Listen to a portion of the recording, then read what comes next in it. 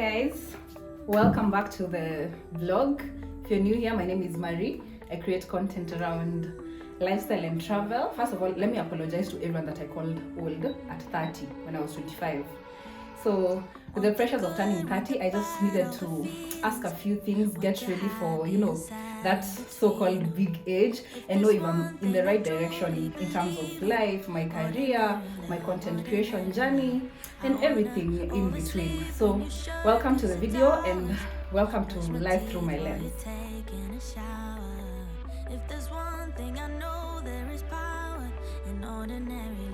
You guys are so cute. Thank you.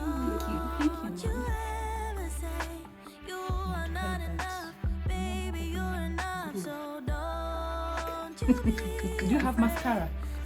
Oh, You. Do you have anything? you guys, it's like you don't know me very well. Hi guys, welcome to Marie's channel. Yes. Hello. Hey Lorna. Trying to do some little bit of makeup because with Marie here you have to really be And like me, when she hangs around me, we just wash our faces and get out. Beautiful Yeah. looking babe. Yeah. So today is just a girl's video. Different ages. This girl is 20 years younger than us. Like, I'm going 27 this year in September. okay, so 90s. More or less. It's 20. Yeah. Yes. But here we are. Yeah, welcome back. And join us for a very chatty video. Yeah, let's see how it's going to go. Yeah. Yeah, I don't know exactly what we're going to talk about. Maybe just ask each other questions about life. We'll see. And then maybe Lorna will make for us some spaghetti. Oh yes, something like Yes. carbonara, You should something have like led that. with Let's see this. how it goes. You should have led with that. The spaghetti. The spaghetti. That's why we are here. Hi Let's guys. see. So welcome to the video. My name is Marie, as I've already said. And I'm Judy and Mhm. And Lorna Wachira. Yeah, so today we are going to have sort of a trip down memory lane with the girls, and we are going to talk about, life generally. So to just kick off, I'm going to pose a question to the ladies, and I'm going to ask them to just briefly take us through the highlights of your 30s.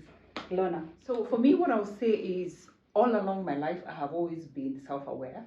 I knew what I want and I had kind of an idea of what I want to do in life. So I knew my first 20 years is school. You have to do your school, get your grades and, focusing on what is it that I want to do in life.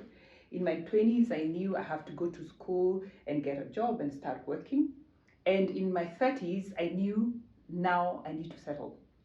Settle in terms of the money that I have always made was more of exploring the world, traveling, buying things I want. But by the time I'm approaching 30 now, I knew I need to settle down. Settle down in terms of investment, settle down in terms of family, settle down in terms of who do I want to be from now on a serious note. And settling down is not just who do I want to be, but once I'm done with corporate life, because after 30, by the time you're getting to 40, you start getting, the itch to get out of corporate life. And then also, by the time you're getting to 40, 45, ageism starts coming in and you don't want to be employed depending on the kind of a person you are. So I knew my 30s, I have 10 years to have an idea what is it that I want to do and I want to do and for my future and for my retirement. That's what happened. That's quite interesting because I find Lorna's life is very different from mine. So you're very lucky to have at least two people who have lived very differently. I think I've said this several times on my videos, and I think everybody knows by now that I got kids when I was 18. So for me, I didn't have a chance of making separate decisions, like different decisions in my life, because there's a child and the child is not something you can keep on the side. So this is where I am at. So it's like I skipped a part of my life to start motherhood. So I didn't have a time to plan, like I need family, I need to study more, I need all that now started coming back later. Yeah. Wow.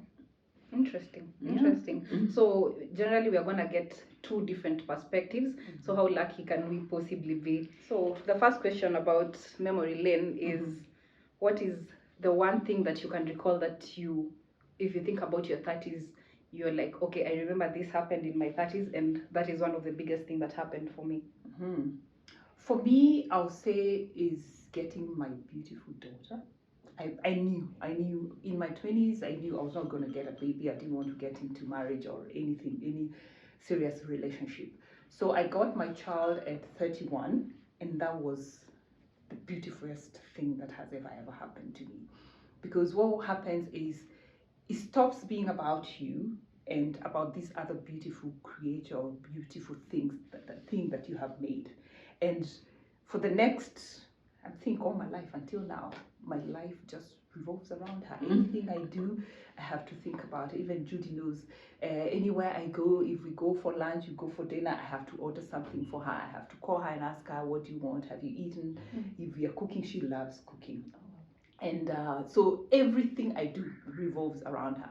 Even the kind of work and the kind of a job that I'm going to get, it's all about her. Because at the end of the day, I have to think, how does this affect her? Then if it's kind of an investment, of course, now any investment I'm making is for her, it's not for me. Exactly. Yeah, everything revolves around her. So that's what totally changes your life. And for me, it was the biggest thing that ever happened in my life. Yeah, And that I love it, and I loved it, I love it. I think this goes to prove that once you have children, everything changes. It doesn't matter at what point you are in life, because for me it happened at 18, and for her later at 31. But what I know is that your life changes. It's all about that child. And at some point in my life, because I was also very young, I tried to like detach myself from being a mother and just be a girl, and that didn't turn out well, and actually it affected Kate up to date and some things she remembers, because I would leave her with maybe my mom or a friend, and that affected her life up to date. So that only shows that once you have a child, your life should end will always revolve around your child. So my advice is get a child when you are ready and you know you can take care of them, and you'll be there for them, especially emotionally and financially. So if you can manage to do that, very good. And at least for you now, you're more enlightened. You've seen life differently than us. For me, I didn't know much. I didn't know about contraceptives. I didn't know about anything. So it happened. But when it happens, it shows you that this is your life. Your child is your life. Yeah. So in 20s, I was just living through life personally, like life, trying to study, and there's a child, you have to take care of them, and then money was not easy, because if you don't have proper education, you have to get it. So I was trying to get proper education and at least get some papers, and then at least try to get a good job. So it was like a rat race for me. And then when I reached 30, I was comfortable. I had bought my first car. I was living in a nice apartment I could afford, and I was taking my child to a good school, like good in those standards, and I was ready for another child. And that is when I got Ryan. I got him at 33, because I was very sure that I don't want to have a child after 35. So when I got Ryan, it was because I'm ready to have this child, mentally, financially. Maybe I was someone I expected to go the journey with me, but even if that didn't happen, which did happen, I was ready to bring up the child myself, like, because I'd seen how life is. So this one I made, it was a very informed decision getting Ryan. Like, I was ready for that. Yeah. Okay. Interesting. Okay, for me, 20s was all about finish school early, and I got into work in my early 20s by 22, and my job involved a lot of travel. So I really enjoyed my 20s all over the world, doing, for the first, my 20s, all of it was all about travel until about 28, I think 28, 27 is when I thought, now I really need just to come, ground and get a corporate office job where I don't need to travel a lot. And the reason why I made that decision is because I knew I want to get a child, and I don't want to get a child when I'm doing all this travel. But unfortunately, I still traveled when I got my child. And my 20s was finish school is enjoying. I enjoyed my life. I cannot all that. I really enjoyed my life. I enjoyed being young, traveling, dating, going out, meeting friends, doing all kind of things. I really enjoyed my 20s. And what I like is the fact that I did that. So when you come into your 30s, when you know that now it's about settling down and building your future, I didn't crave the going out and doing all that. So that also put me in a different space, because you find people sometimes even from early 30s and to 35, they're still going out, they're still clubbing, and they're still doing that. And for me, I got tired of it. So I was more of a homebody and more concentrating on bringing up my child and thinking of what kind of investments or how am I going to change my jobs, what is it that I'm going to do to consolidate my future more. And by the time my child came, I knew, as I said, I had done everything, so it was just mellow down and take care of my child. Made sure that I'm there for all the school games, I'm there for all you're a present mom. Present mom in each and every, unless by then probably I'm out, that's the only time I miss. What I'm hearing is from when you're transitioning maybe from your 20s to 30s, there's this thing coming up of now you want to focus on your career. That is what I'm getting from both of you, that is constant, is the career focus and the settling down. So first of all, let's start with the career. Now, a lot has been discussed, of course, about jobs, coming from uni, getting into the job market, but I feel like we have not really talked about when to pivot, when to quit the changes. Because for example, for me, I went to school, I did my degree in Bachelor's of Commerce, I did a major in finance, I did a minor in human resource, then I did my CPA, and then I'm currently doing my master's in strategic management. So what happens is I have gone to school, I've done this accounting, back then, of course, most of our parents, they were like, you need to become an accountant, a lawyer, a doctor, these white collar jobs. So that was not your decision to do? It was. I feel like it was, because I really wanted to, first of all, please my parents, but also I thought this is what people do. I didn't really, like right now I'm doing travel as a job. I didn't think this is a possibility. It's like I was listening to an interview Phil Karanja did recently with Lynn Ngugi, and then he was talking about he was not a very strong student when he was in school, so he did not perform very well in his KCSE. He got, I think he said he got something like a C, if I'm not wrong. The fact that he did not perform well was his biggest, savior, because now he couldn't be, taken into one career or go and do accounting, go and do law. No, they had to come back and ask him, what do you want to do? So he said he wanted to do film, which is now they took him to the school. And then he talks about like people don't really see this people like film directors or film creators back like then, they didn't take it seriously. First of all, because there were no people who are seeming to have succeeded having done that line of work. No one was showing that this also is something you can do, you can succeed in this, you can earn big money from this. So there were no examples to look up to. So even the parents, they cannot tell you, okay, do film. They're not seeing anyone in film who is actually making it. So he's even encouraging people in this content creation, in filmmaking, in these different careers, show us that there's success in this, so that even the parents of now, even us when we are parents, we can able to push our children in areas that they're interested in, So because if we see people actually making it in, real estate, you can tell your daughter, do real estate. You see Judy is doing real estate and she's doing well, So so what I mean to ask is, first of all, is when do you know it's time to quit your job? Lorna, let's start with you. Okay, so for me, what I knew is, as I said earlier on, all along I knew what kind of a life I want to. I moved out when I was 19. I had my own little house. I had everything, a small TV, a carpet, and I have always known what I want to, and whatever I wanted to be was a success. It did not have a category of what kind of success I want, but I knew that I was going to be. And more of it came from my older sister, who I saw do a lot with the little that she had. And because I grew under her and I saw what kind of focus she had, I got into those footsteps. So I knew, as I said earlier on, my first 20 years is school, and then my second in my 20s is finish school, get a job. And the job I wanted a job where I really want to travel, because I knew later on in life, if I get a family, it's the time to get a family, I don't want a job that's going to take me away. And I did a lot of that. So by the time I was getting to 27, 28 years old, I knew now I'm getting into my second phase. And my second phase is I would want to settle down. Settling down comes with a family. Coming with a family means that you need to start investing, because you have to start thinking about the future of your family, and your future to need to start consolidating. So all along I knew, and how I do my life is in 10 years kind of long-term, medium term, and long-term kind of planning. So I knew my first 20 years is school, go into first early, finish school, get a good job, travel the world, do all the things, enjoy my life. And then into my 30s, is start now settling down, and settling down is in all aspects.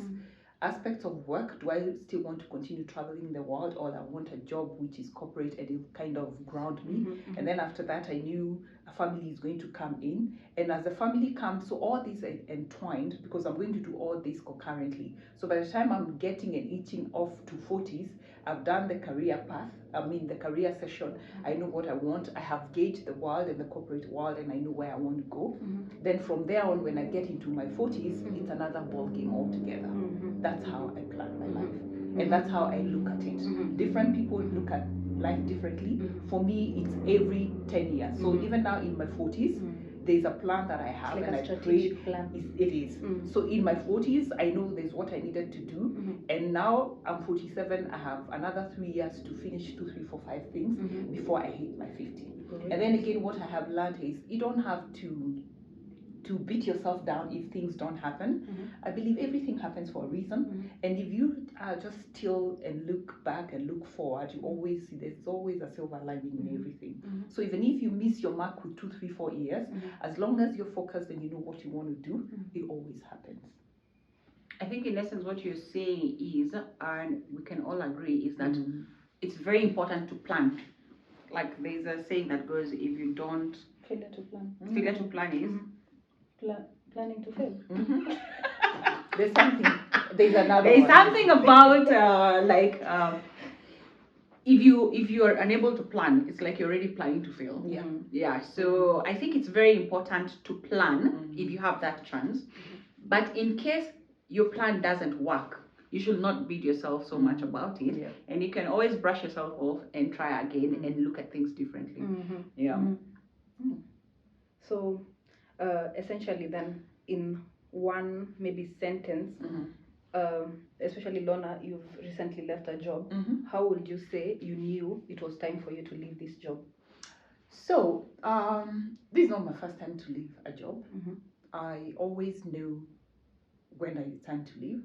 So usually what I'll do, it's always like a phase. The first phase is a new job has come in. You wanted that job, so there's something you wanted out of that job. The first 1, 2 years is challenging and settling in, and performing and delivering what you've been mandated to do. But the second year for me, what will happen is I start learning the job, and if there's no leeway for me to grow, I start getting restless. And once I start getting restless, you cannot stop me. So I'm always looking out for the next. So my earlier job, the one I talk about where I used to travel a lot, that's the same thing happened. By the time I walked in, I was doing the interview, I had already figured out the roles and which ranks I'm going to get to. And by the time I get to this rank, I'm going to get out of here, because there's nowhere else I can go. You can't grow. And that is, I couldn't grow. I couldn't grow past where I was. So, and it was time for me to get out. And I got out without another job. That's how serious I am when I decide I am done. I got out, jumped out without even a without job. Like a fallback plan. No fallback plan. Wow. Because I knew by August of 2012, that's when I left, I'm going to leave. And when August came, luckily it came with a package for voluntary retirement, and I took that. So that gave me the cushioning for me to ride on as I'm looking for the next job.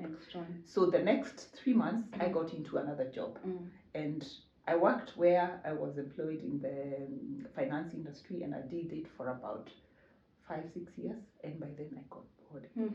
You were done. And I jumped out. Is a lot. It's Is a a lot. lot. In fact, 5 I tried. Yeah. And why I stayed there for 5 years is I really enjoy it because I came from a totally different industry. So this is new finance and I'm learning a lot and it was amazing and it was a beautiful job. And I enjoyed myself. Meaning you didn't study finance in No, school? I did not. That's how versatile I am. Wow. I did not do Wow. finance. But Go I ended you. up. I know, yeah. I know. We went to finance, but we were struggling. I did not do finance, but I found myself in the banking industry and I worked there for 5 years and I think I really, really enjoyed it. And that's why I stayed longer. But it got to a point that I was like to myself, okay, You're done. Okay, what's and next? I think also what made me jump out is I also did my master's. Alright. So once you do your master's, your horizon and your eyes, and then once you're in Everything that opens class, up. Yeah. the kind of people that you meet, and I also did Women in Leadership. There's a course that's offered at Strathmore Business School. When I did that is when I, wow, and I knew, Lorna, you're not going to continue sitting here. And I jumped out. Yep. So for me, I'm thinking I did sales and marketing and I did a bit of public relations because it was just normal college. And I also did it's called what? PR. Yeah, so I'm basically a marketer, like naturally born. So I worked with a company called Wines of the World. I was a marketer, like we used to sell wines. If you talk to me about almost all the wines I know. And then from there I moved to, there was an advertising company, it was called Advantage Multimedia. I worked there I think for like 2 years, but then I was not seeing myself going any forward other than just being a secretary, whatever. I was like, I need to get out there and see what's happening. So I started selling cars. So I worked for a company called Carmax and Presidual Motors, but each company I said, give you motors 3 years, 3 years, 3 years. And usually for me, by the 3rd year, I'm like, am I getting more than I was getting? And sometimes, even if you're getting more, you're like, have you advanced? Yeah. What's there? What's the other challenge? So selling cars, I wondered, what next? So I applied for a job in real estate. I have no real estate background, nothing other than marketing and everything. But there was, like zero. Wow. Zero. Right now, I'm a property manager. You sell this property, you're like, wow. Right now, I'm a property manager. A good one at that. Yeah, even if I saw myself. Do say so herself. Yeah, with a good company. And why I liked this company is because they have flexible hours. So I'm a consultant. I'm not employed 24 hours. I don't have to be there. I say 24 hours because sometimes it feels like 24 hours. I don't have to be there from 8 to 5, so I can still do my thing. I'm able to do my videos, like I can travel, like that's why you find I'm working and yet I can do a lot of filming. It's because of that working space, and I think it came in at a very good time because I still needed to be around Ryan a lot, and I also needed to do my own thing and also enjoy my space. You understand? Yeah. Okay, so what I've gotten from you guys is there's two important things. There's the learning aspect and there's the growth aspect.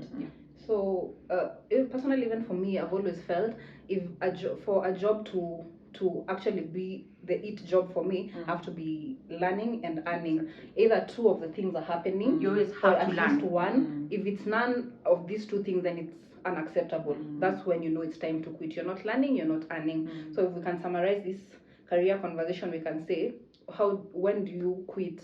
When you're not learning anything, when you're not growing, or your earnings are not growing. So you need to learn and you need to earn. So moving on to the next thing is I've heard you speaking of investment. So when is the right time to start investing?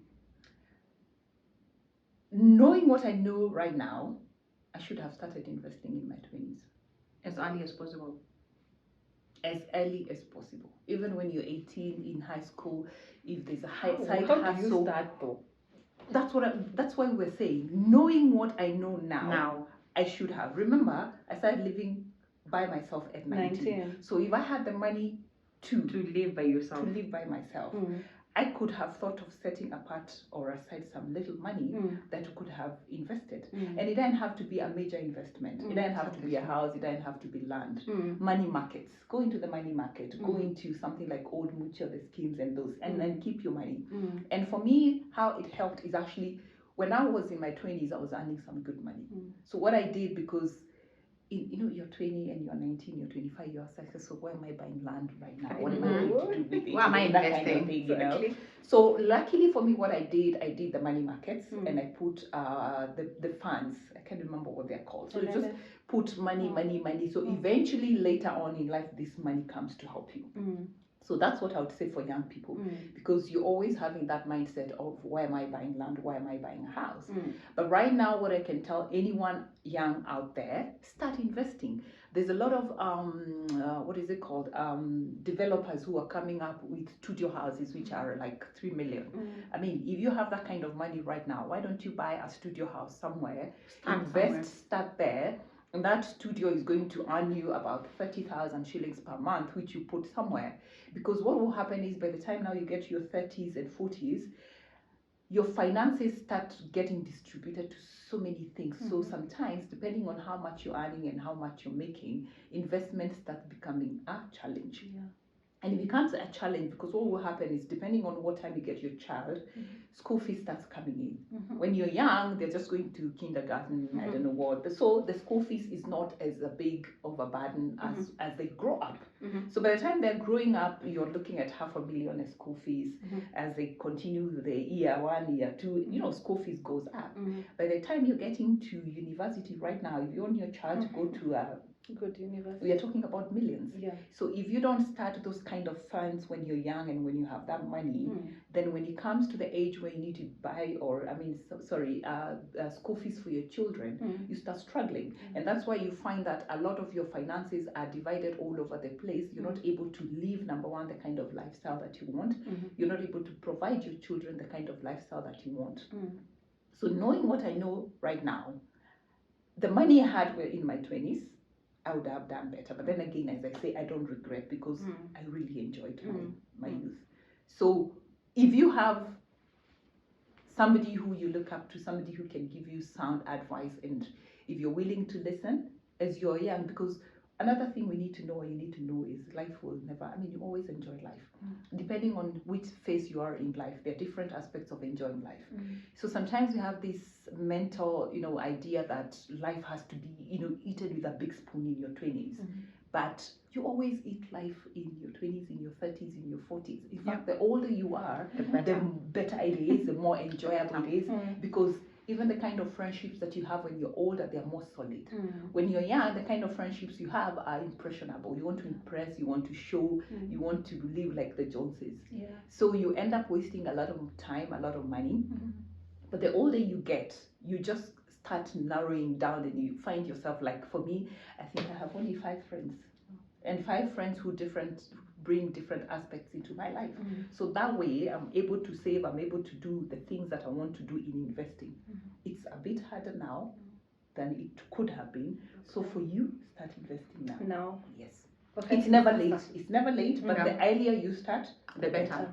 So I know a lot of people will look at this video with frowning face, because where we are as a country right now, there are so many people who are even in their 30s who don't have a job. What she's trying to say is, when you start earning. She started earning at 18, 19. Not everybody starts at that age. Some people start earning way later.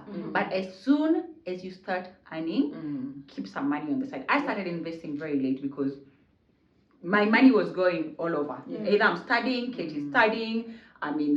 There's so much that was ongoing. But when I got at least listening, because right now at least you can listen to podcasts and all that, and watch a lot of journals and all that, I was able to now start saving. Not as much, but I started saving. So it doesn't matter what age you are at or in your career. No, as long as you're earning, in short, as long as you're earning, please just put some money on the side. I just remember some people say, I put money aside for a rainy day. The next day it starts raining, and then here I am. But if you get serious, you have to focus, and you have to most of the nice things don't come easy. You really have to put yourself out there. You have to take the bitter pill. You can't be going partying all the time. That money you can save somewhere. Because some people will say like, oh, it's my life, you only live once. You might live to 90 or 100. Then what will you be saying? So just put aside some money for a rainy day, but let it not rain tomorrow. Then again, there's something you've mentioned about that you have 5 friends. It's weird because we had that discussion yesterday with my daughter, Kate. Kate, we always have this every day we have to have a video conversation with Kate. It doesn't matter what time. Sometimes we just take videos and look at each other. We're like, oh, she's fine. So yesterday we got deep into discussion about friends because she's in us.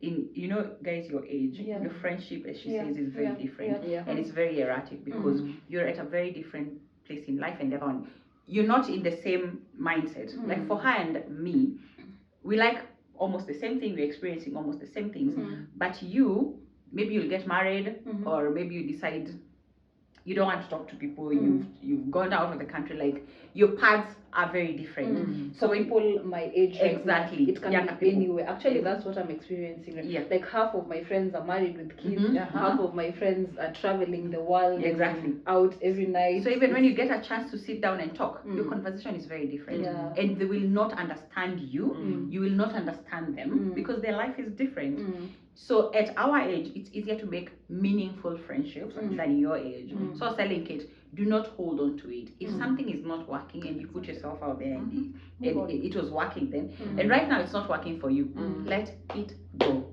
I've told that even to my son, who is 13. I'm like, son, if you're no longer friends with someone you thought was your best friend, you're 13. Where I am at right now, I have friends I've gone through in life, and when it stops being a friendship, when it stops being happy for me and even happy for them, when you're not having the same conversation, when it becomes like push and pull, I'm like, you know what, it's not a must. If we are not enjoying each other's company, because that's what I want, if you're not enjoying a conversation, if you can't sit and I can't come to your house and we just sit and look at each other just for a while, if you can't respect boundaries, that's it. I'll get friends at 50 or 60. It's not a must I hold on to it as long as it's working for me. So what you're saying about 5, you're saying that you only need 5 friends in your life. So she was like, Judy, how many friends do you have? I was like, I'll answer you that another day. I'll answer you another day. But I will look at my life and see, like, I just need like 5 most important people in my life, and they all don't have to have the same view of life as you do, because you also want to experience and learn different things. And then another thing you learn with age as you're growing, having a very good friend is not spending time with them all the time. I have one very good friend. We have known each other since we were 13 years old, and we can finish 6 months, the whole of your life. Yes, we can go 6 months. We have not seen each other physically, and when you meet, but when we meet, is like and you talk. Time. You talk like often. We talk often. Actually, I think I talk to Judy more than I talk to her. But when we are together, it's like you are there. You are there. You've always been together. And that's a kind of a friend who I know through thick and thin. I'll always be there. That's a person who will always be there. And that's what I was telling you. So relationship stops being about what can you do for me. It's never about what can you do for me, but knowing that if any ever thing happened, I can always count on that person. That person can be out in the US and just calls me and tells me, Lorna, I need this and this done. Do you know, I don't even ask 2 or 3 questions. I just drop what I'm doing and I do. If her kids need to be picked up across town, or she's stuck, Lorna, what do we do? I stop what I'm doing and I go. I'll give you an example. I was away, and my daughter's birthday was in April, and I'm sure I'm not going to be there. Do you know, so I called her and told her, birthday is coming up. Please know you're the one who's taking charge of that. The village, they're the village. Yes, and I left it at that. She is your village. I left it at that. She understands my daughter very well. She knows what she went and shopped. She did the balloons. She did the cake. She did. you know, those kind of friends who, Yeah. and they don't look back to ask, I did this for you. What have you done for me? It's never about what have you done for me or what can you do for me. It's a totally different aspect of friendship as you grow up. I have to laugh at you. Okay. Yeah, welcome back to the conversation. Cheers. Cheers. Want the Cheers. good, want the bad, all the feelings. Want you So, happy inside. We were in talking about between 'em. friendship. If there's one thing I truly believe in, ordinary love, ordinary.